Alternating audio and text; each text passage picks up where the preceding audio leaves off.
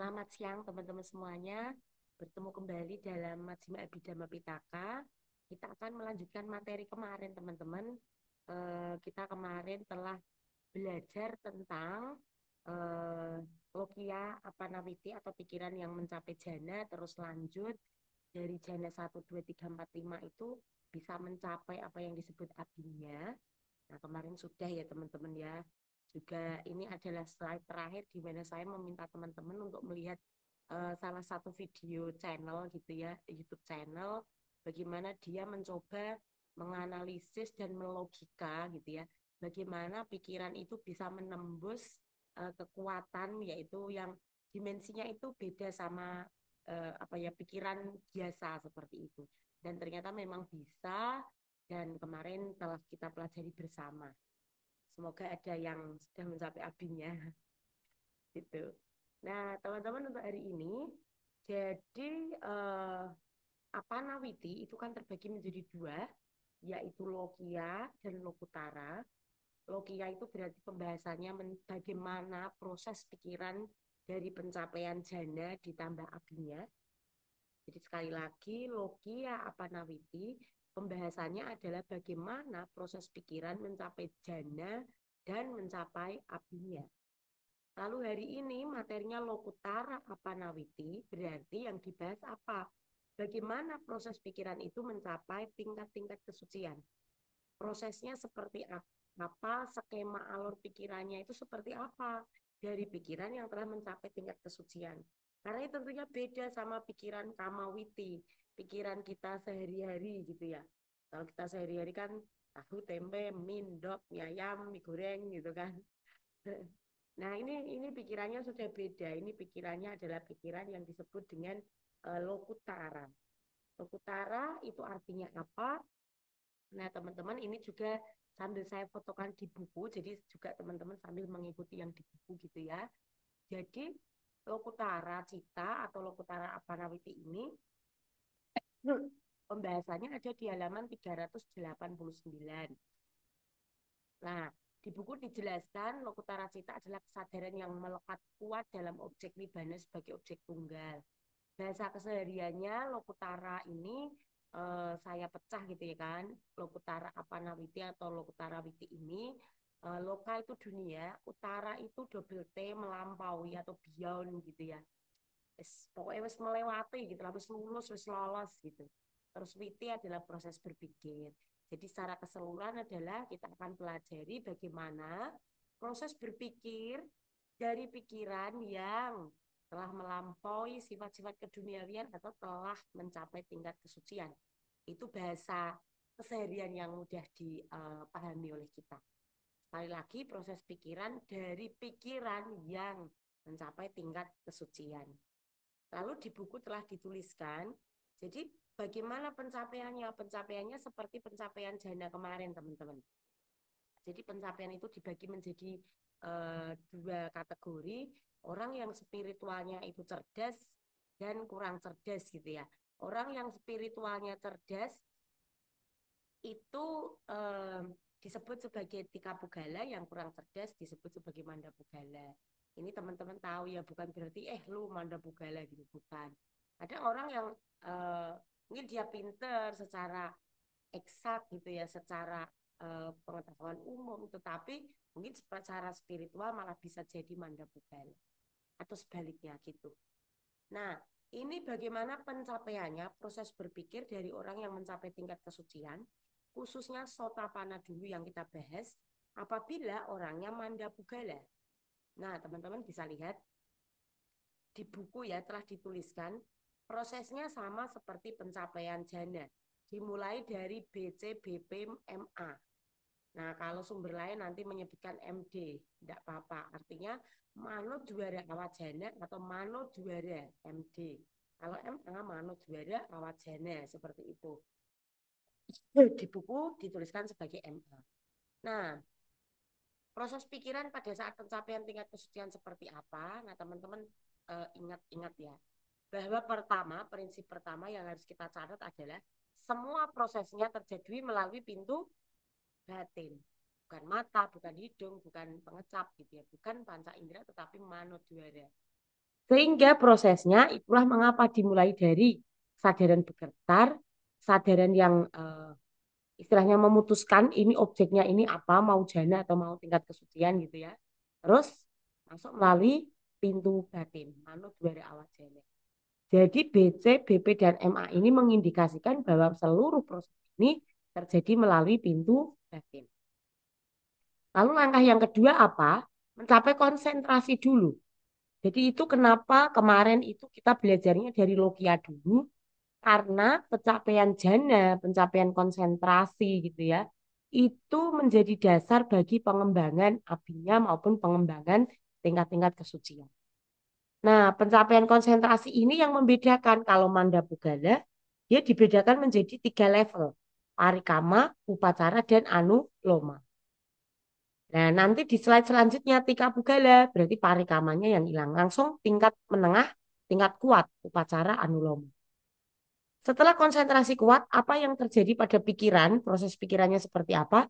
Terjadi pemutusan dari pikiran duniawi ke kondisi pikiran kesucian atau sotapana yang pertama, yang disebut sebagai gotrabu. Jadi ada pemutusan di sini dari manusia biasa ke manusia yang telah mencapai tingkat kesucian. Nah, teman-teman cek gitu ya. Nanti kekuatan pikirannya itu adalah kekuatan pikiran konsentrasi dan kondisi pendukungnya adalah maha kusala, pikiran baik yang nyana sampayutang. Itu kondisi penopang supaya konsentrasinya kuat, bisa menembus nanti ke pemutusan atau kutrabu dari manusia biasa ke sotapati maga. Seperti itu. Pada saat konsentrasi di sini, objeknya masih rupa dan nama biasa gitu ya, objek-objek meditasi. Tetapi setelah mencapai tingkat kesucian sotapana, setelah melewati gutrabu, masuk ke maga, objeknya menjadi nibbana. Jenis pikirannya bukan lagi mahakusala nyana sampayutang, tetapi berubah menjadi lokutara cita. 8. Jadi tinggal milih ya dia mencapai level apa seperti itu. Itu penjelasan di buku dan saya menambahkan gitu ya teman-teman. Jadi setelah mencapai level Gotrabu pemutusan, pasti akan memasuki maga dulu. Setelah maga baru pala. Jadi maga itu seperti registrasinya, pala itu sudah terregistrasi seperti itu. Kenapa nggak pala dulu? Nggak bisa. Teman-teman beli kartu saja, istilahnya mau sebagai pengguna Telkomsel ya harus registrasi dulu kan. Beli kartu, registrasi, nanti baru menjadi warga Telkomsel gitu, warga Indosat dan lain-lain. Gitu. Begitu pula tingkat kesucian. Terregistrasi dulu, memenuhi syarat, menembus maga, baru dia menjadi warga Sotapana, gitu, Sakadagami, Anagami, dan seterusnya. Bahasa bayinya gitu ya, maksudnya bahasa gampang itu seperti itu. Tentang maga dan pala. Lanjut, ini yang Mandapugala. Lalu yang selanjutnya ya gampang karena yang selanjutnya adalah tentang yang Tika Pugala. Oh ya, ini tadi yang saya sampaikan kepada teman-teman bahwa di sumber lain menuliskannya bukan MA tapi MD. Tapi teman-teman jangan bingung ya. Artinya Manodwara Awajana kalau ini Manodwara Awajana. Tapi disingkatnya MD, yang atas tadi di buku disingkatnya MA. Tapi sama. Lalu lanjut yang Tika Pugala. Yang Tika Pugala ini berarti proses mencapai tingkat kesucian yang membedakan apa? Yang membedakan pencapaian tingkat konsentrasi saja. Kalau tadi parikama upacara anuloma ini langsung tingkat konsentrasi sedang dan konsentrasi kuat. Proses lainnya sama. Sama-sama melalui manodwara, sama-sama melewati gotrabu, sama-sama melewati maga dulu dan pala dulu. Kalau tika kenapa harus maga bu? Nggak langsung pala? Bukan begitu. Jadi yang membedakan hanya kualitas konsentrasi di sini, apakah dia cepat ataukah dia step by step melalui 3 tahap seperti itu. Itu teman-teman itu yang apa tingkat kesucian pencapaian sotapana yang melalui melalui apa ya tika pugala. Ini saya gagal fokus karena ini teman-teman. Saya salah menaruh foto. Saya masih copy paste yang di atas. Teman-teman cek ini salah ya gambar ini ya. Jadi gambar ini nanti ininya parikamanya tidak ada. Yang ada upacara anuloma saja. Seperti yang telah ada di buku ini. Nah ini ya teman-teman ya. Nanti teman-teman bisa cek sendiri gitu ya. Atau mau saya itu ya. Coba saya edit sekalian saja daripada nanti lupa. Saya edit sekalian makanya saya kok gagal fokus. Kenapa Tika Pugala begini gitu ya. Kenapa Tika Pugala begitu? Karena Tika Pugala ini harusnya hanya yang bawah. Nah ini teman-teman. Oh, sorry, sorry.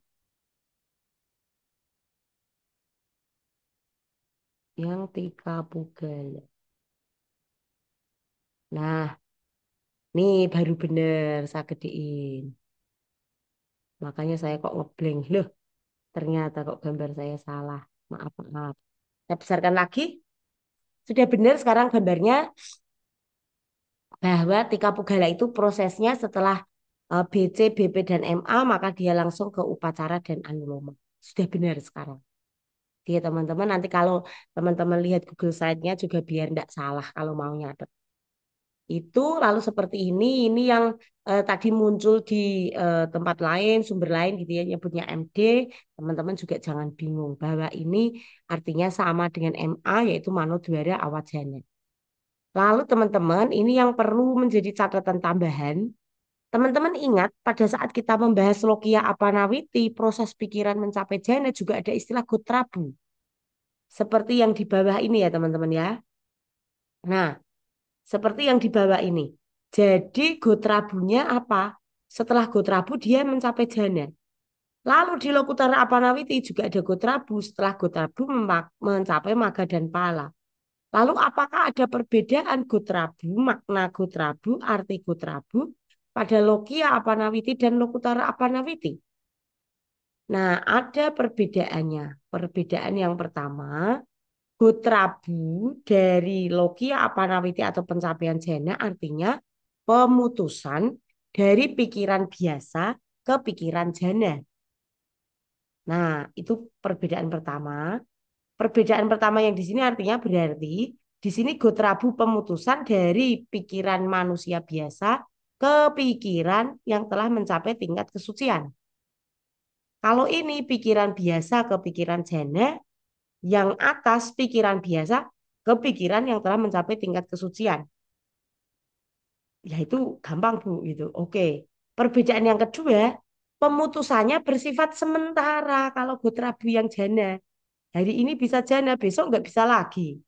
Kalau ini pemutusannya permanen. Sekali sudah mencapai maga, pala, dia sudah tidak bisa turun lagi. Jadi tingkat kesucian itu sifatnya permanen.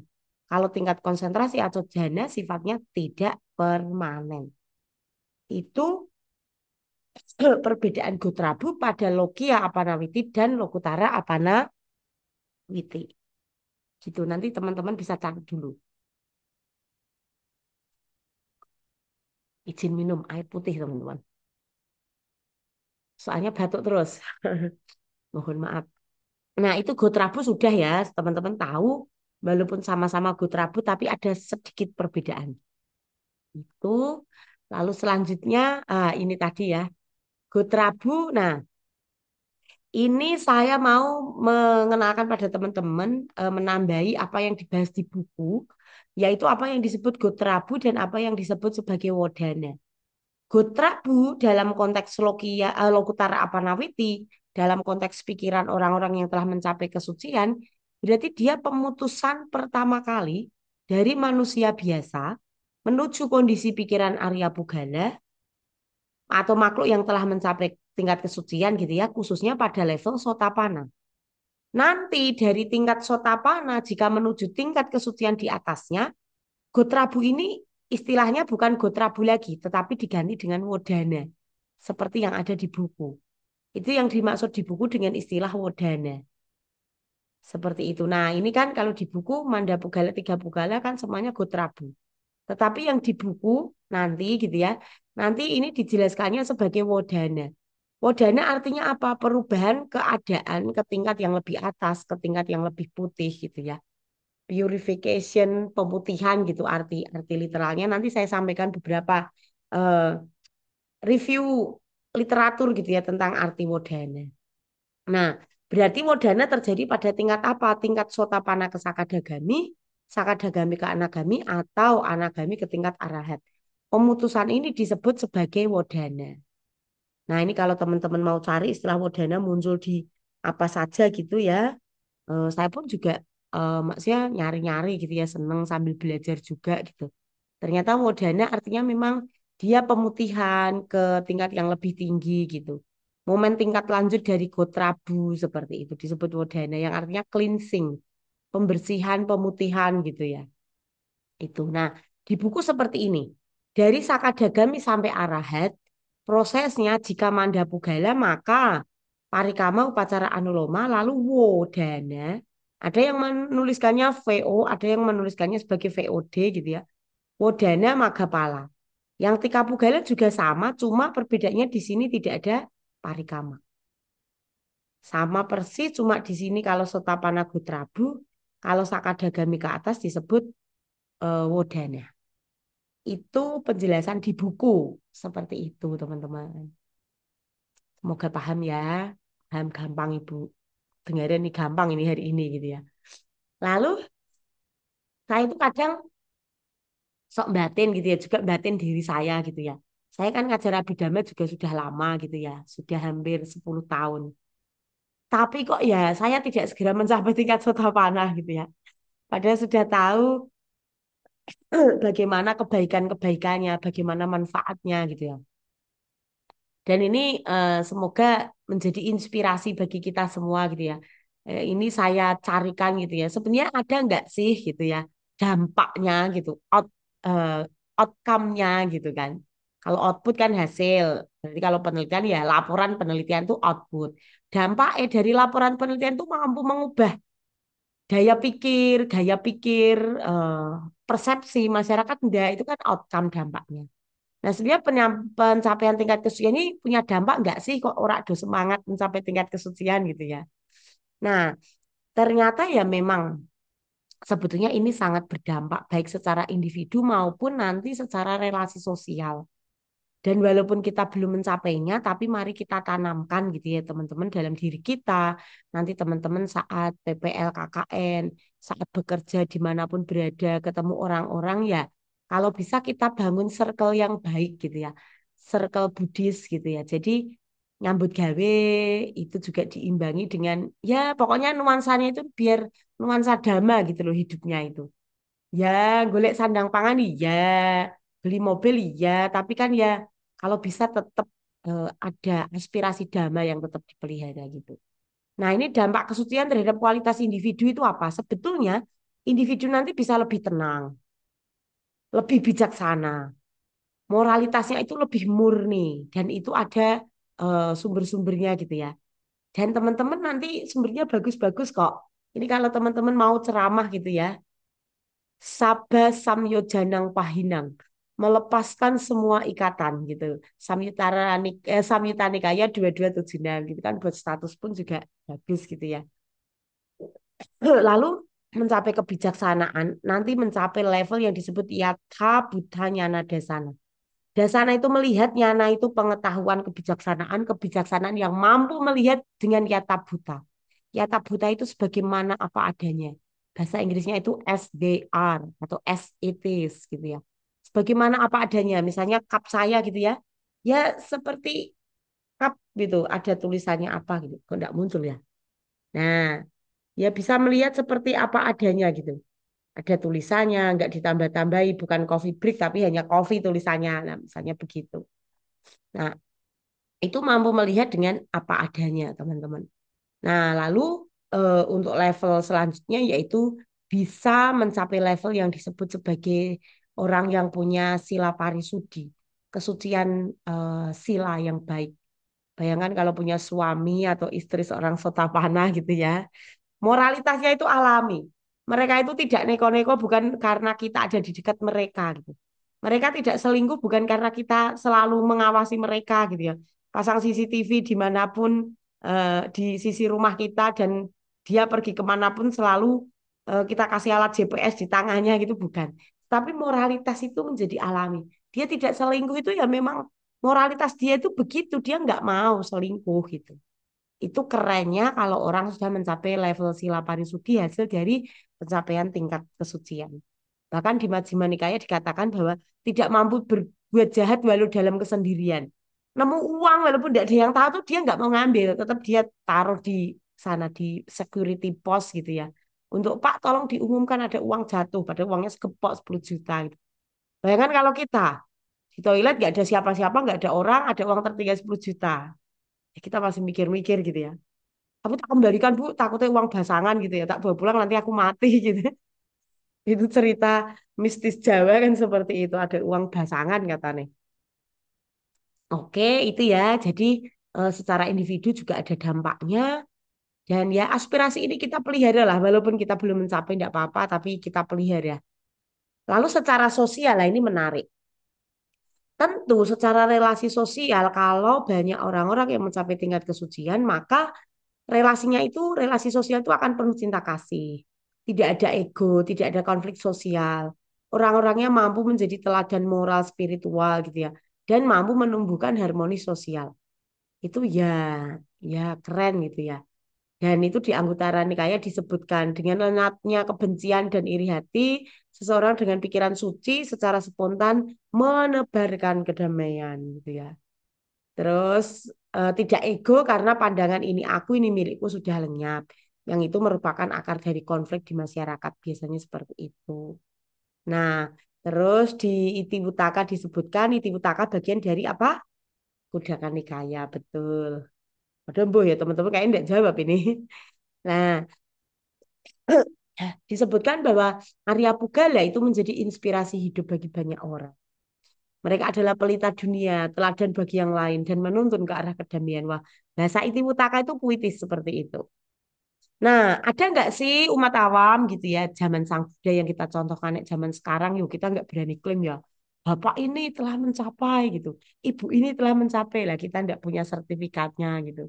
Dan secara damai memang nggak boleh sih ya kalau kita mencapai terus kita promo dan woro-woro gitu.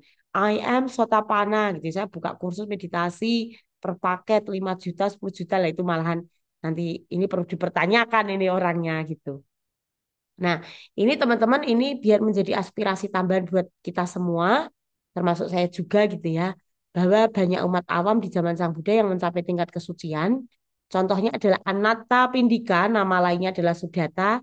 Pasti kita tahu dia upasaka utama. Ada banyak ceramah yang mengaitkan ajaran di dalam Tipitaka itu dengan latar belakang ceritanya adalah Anatta Pindika ini. Seperti itu. Lalu Wisaka, kita juga pasti tahu Wisaka ini adalah upasika utama. Seperti itu. Jadi banyak juga kisah-kisah yang dikaitkan dengan Wisaka karena Anatapindika dan Wisaka sangat terkenal gitu ya.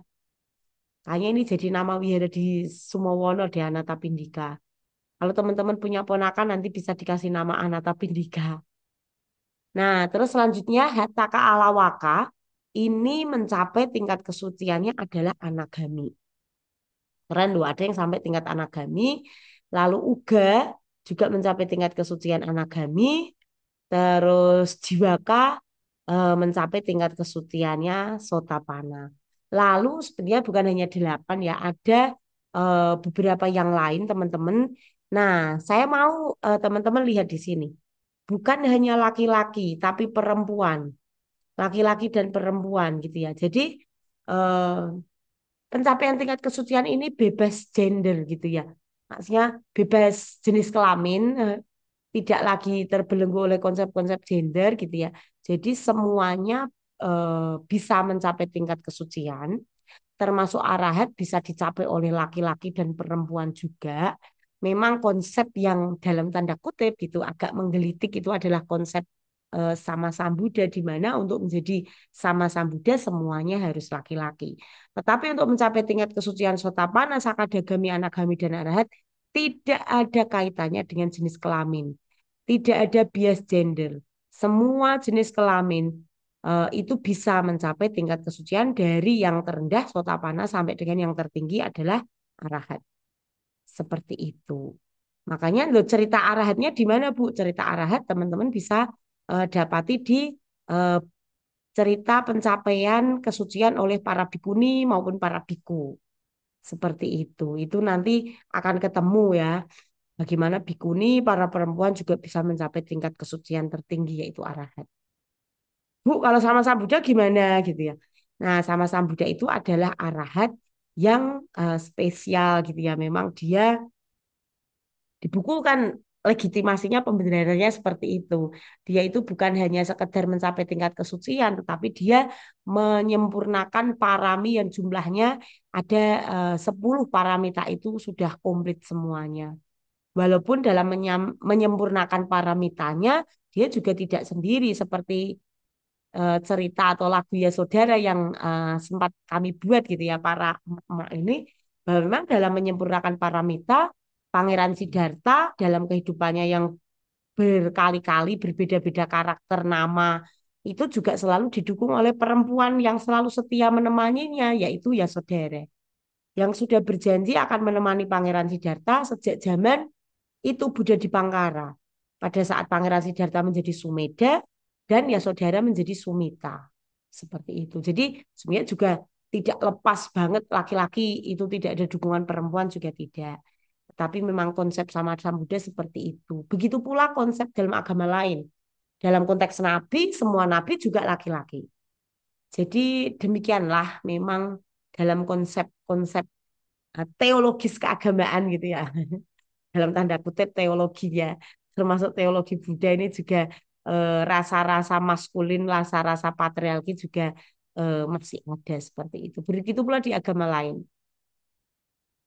Jadi Tuhan itu juga menyebutnya misalnya teman-teman Kristen juga Tuhan Putra, Bapa dan Roh Kudus gitu ya.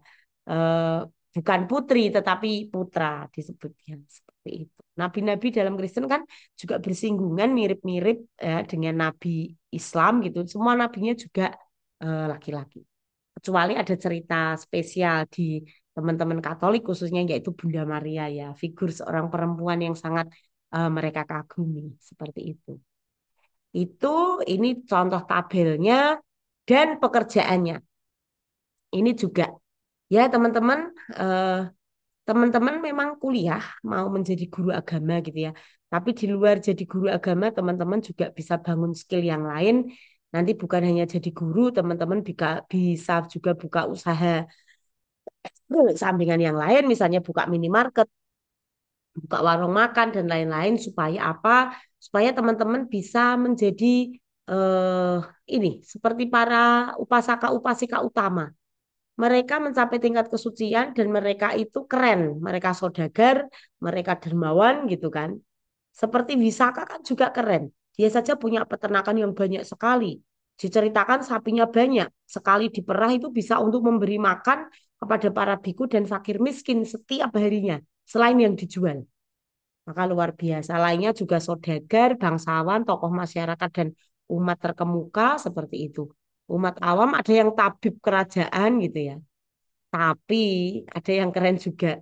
Sumpah Buddha itu seorang pengemis. Pengemis pun bisa menjadi sotapana. Tapi ini jangan dilihat, wah yo aku tadi pengemis, wah pengemis jadi sotapana gitu. Bukan ya. Ini kita lihat dari sisi bahwa tingkat kesucian itu tidak memandang derajat dan tingkat sosial. Bahwa orang yang tidak punya sekalipun ya gelandangan dan pengemis miskin pun bisa tetap menjadi sotapana. Maka kita yang bukan pengemis kayaknya harus menjadi sotapana ini ya.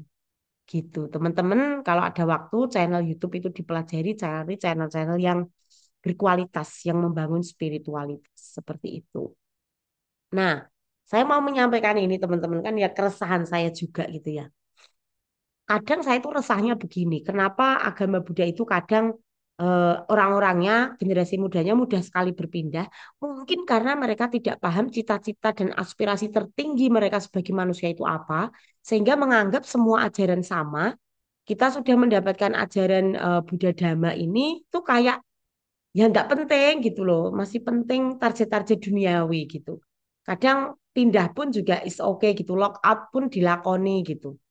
Nah, tolong teman-teman itu bantu saya buat catatan gitu ya, tulisan tangan terus nanti difoto, dikirim ke grup. Analisis teman-teman itu kenapa toh? Kok banyak manusia itu yang tidak mau menjadikan arah itu sebagai cita-cita spiritual mereka. Banyak sekali yang nggak paham gitu ya. Bahkan yang sudah mencicipi dhamma ini pun juga kadang masih tidak yakin seperti itu. Padahal kalau orang sudah mencapai tingkat kesucian yang namanya sotapana, nah itu ya pasti keyakinannya dia akan sangat kuat sekali. Dan sebetulnya sotapana itu bukan sesuatu hal yang mustahil untuk perumah tangga. Itu sangat bisa dicapai. Walaupun nggak mudah ya. Bukan terus berdoa terus kita jadi sotapana enggak. Itu perlu struggle, perlu perjuangan batin, olah batin gitu. Ini nggak bisa dicapai dengan berdoa terus pluk wahyu datang berupa cahaya masuk ke tubuh kita bersinar tiba-tiba jadi sotapana. It's not like that gitu ya. Bukan seperti itu prosesnya. Itu teman-teman. Nah, ini materi tentang Lokutara Apanawiti, proses berpikir yang di luar jangkauan kita karena kita manusia biasa, tapi kita membahas tentang pikiran orang-orang yang telah mencapai kesucian. Tetapi semoga pembahasan ini tidak membuat bingung, tapi membuat semakin kuat aspirasi teman-teman untuk bisa terus mewartakan bahwa memang menjadi manusia ini sudah sewajarnya cita-citanya adalah mencapai tingkat kesucian. Seperti itu teman-teman. Terima kasih. Dan nanti saya sedang berusaha mencari video tambahan yang membahas tentang tingkat kesucian. Kalau sudah ketemu yang bagus nanti akan saya share ke teman-teman sekaligus dengan link video YouTube yang untuk materi Lokutara Apanawiti ini. Gitu teman-teman, demikian. Terima kasih. Terima kasih masih selalu berkenan untuk memasuki kelas secara hybrid. Terima kasih Mbak Chandra yang masih selalu menemani adik-adiknya. Terima kasih dan selamat siang Nak Budaya.